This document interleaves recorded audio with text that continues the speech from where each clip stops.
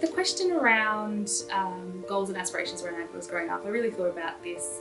I don't think I actually had one particular goal. I think they just changed continuously.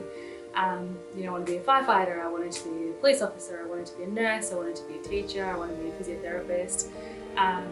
So I think as I kind of grew older, my goals changed. The consistent thing throughout all of that, I think, was that I just wanted to be in a role that helped people and work with people. So I don't think anyone was very surprised when I ended up leaving law and going into the community sector.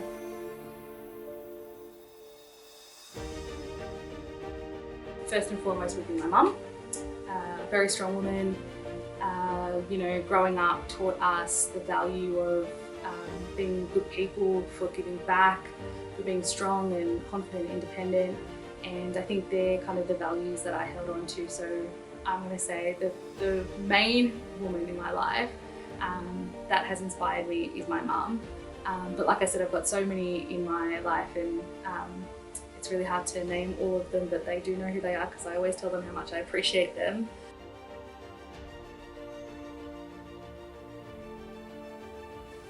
Well, I guess being in my role in the organisation is one part of the progress, but also seeing the number of men and women in our organisation. Up until last year, there was probably 2 to 3 women to 1 male staff member, so we're probably going a little bit the other way, but at the moment I think we're very close to 50-50, and so this is one of the few workplaces where I've seen really good gender equity, I guess, in terms of staff makeup.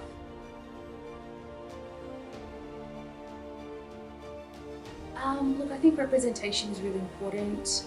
Representation in things that we see in media, representation in organisations, representation on boards.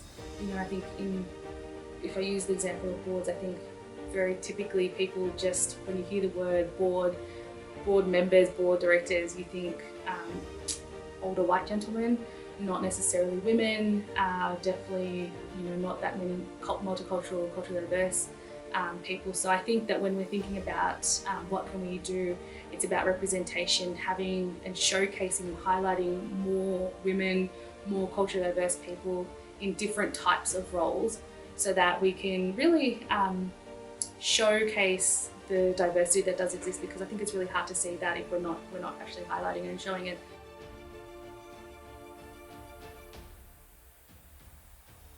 I think I'm actually going to use my volunteering role in the State Emergency Service, the New South Wales State Emergency Service, and being a female in a unit commander role, and talking to other younger women and just hearing from them how important it has been for them to have a female in that role that's leading the unit.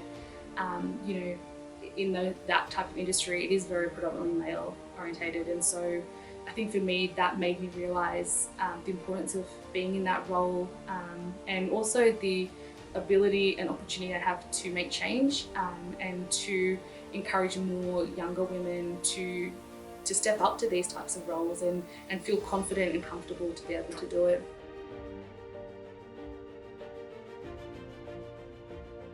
I think it's really important to highlight the successes of women in our community. It's really important to have male champions behind us who kind of the ones behind backing up the women, encouraging them, empowering them, but also showing an allyship. But I also think that International Women's Day is really important to celebrate International Women's Day every day, and it's not just about the successes and celebrating on one day, but it's about celebrating the successes throughout the year. And so, my hope is that we continue International Women's Day, of course, but we also continue to make sure that we acknowledge and celebrate all the successes that women have in our community, the impacts that they have on our lives, the impacts that they have on families, and the contributions that they make all year round.